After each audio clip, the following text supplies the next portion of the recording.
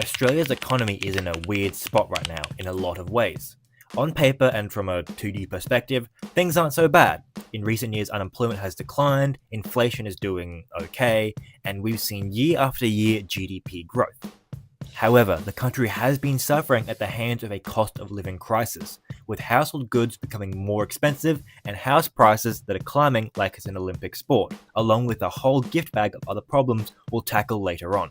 But with the Australian Labor Party having totally wiped the floor with the opposition in the recent election, they're in a position to do pretty much whatever they want. And one of the first things the government is doing post-election is organising an economic roundtable.